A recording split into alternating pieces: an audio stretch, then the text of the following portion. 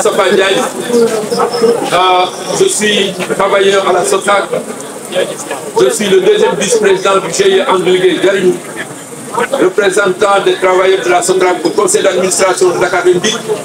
Je suis par ailleurs membre du cadre unitaire SOTRAC, SIAS et AMA Sénégal.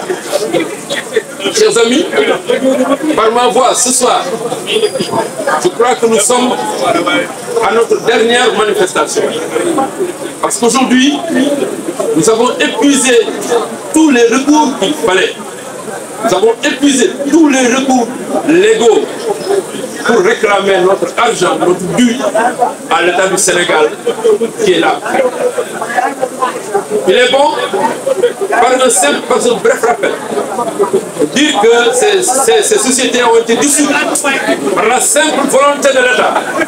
Ce n'était ni de la mauvaise gestion, ni quoi que ce soit. C'est l'État qui en avait ainsi décidé pour des volontés politiques de dissoudre la SOTRAC, la SIAS et AMA Sénégal pour régler des problèmes qui, en rien, ne concernaient ces braves travailleurs qui étaient et qui ont tout donné à cette société. Et suite à cela, donc depuis 1998, les droits ont été dus à ces agents. Et l'État a refusé carrément, je dis bien, l'État a refusé d'honorer ses engagements par rapport à ces conventions qui les liaient à cette société dissoute. Et c'est ainsi que volontairement, de 24 milliards, l'État est tombé à 14 milliards pour évaluer l'ensemble de ce qui devait rien qu'à la SOTRAC. Et pourtant, cela ne leur a pas suffi. Et ils nous ont poussé à négocier par contrainte à la veille de la Tabaski pour nous dire que de ces 14 milliards, l'État ne pouvait nous en payer que 5. Et en deux tranches d'abord. Une tranche de 3 milliards et une autre tranche de 2 milliards. À la SIAS et à Sénégal, ils ont fait pareil.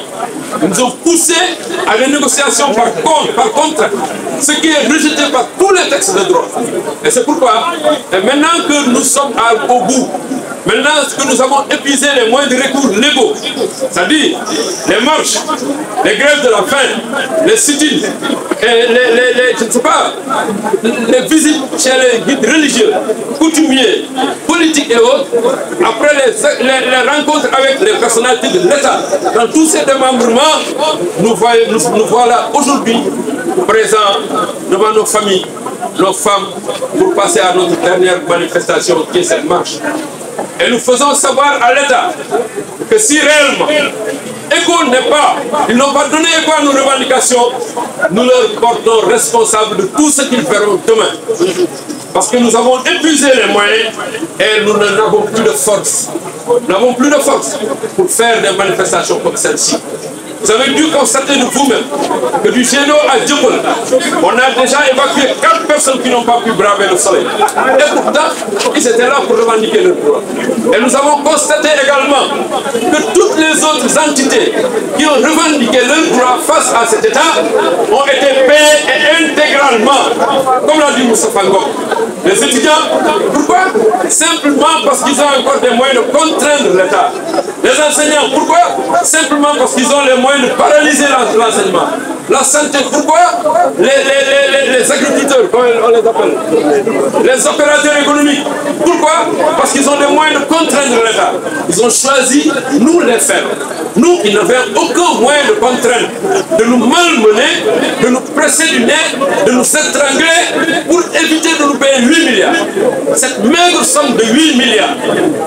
Pour un État qu'on a jugé sur liquide, et ça c'est pas mes termes, c'est le FMI et la Banque mondiale qui ont dit qu'après Eurobond, l'État du Sénégal est sur liquide et ils obligent l'État à anticiper sur le paiement des dettes plutôt. Un État qu'on oblige à anticiper sur le paiement des dettes, tellement cet État est sur liquide, je me demande comment peut-on appeler vraiment ce mutisme, ce refus manifeste, ce manque de volonté politique pour réellement payer nos dettes.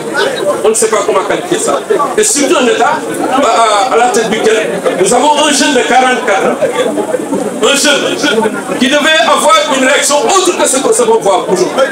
Un jeune qui a appelé au Djoubel et au Djoubanti. Un jeune qui n'a qui devait avoir que pour cible, que pour priorité, ces vieillards mourants, nous ces jeunes qui sont là et qui ne manifestent aucune pitié par rapport à ce droit d'aînesse. Qu'est-ce qu'on peut croire? Qu'est-ce qu'on peut croire? Est-ce qu'on peut réellement compter sur eux pour réellement tirer le pays de cette situation? Liberté, ce qui est sûr, c'est que nous ne lâcherons pas. Nous ne lâcherons pas. Nous ne lâcherons pas au nom de nos morts. Que nous ne cessons de compter jusqu'hier. On en a enterré. On n'arrêtera jamais et pour rien au monde. On continuera à demander notre argent. Pour ces veuves qui sont encore parmi nous. Pour ces orphelins qui sont encore parmi nous. Pour ces sans-abri qui sont encore parmi nous.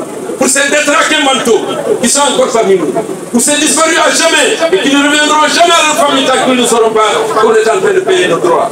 Et alors nous sacrifierons nos vies pour réellement que l'État nous donne nos droits. Monsieur Bassir Diomaye Diakhar Faye, notre fils, notre neveu, nous vous demandons de grâce d'avoir un peu de pitié pour ces sexagénaires.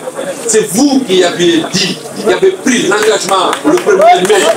C'est vous qui avez pris cet engagement le 1er mai de solder ce passif social.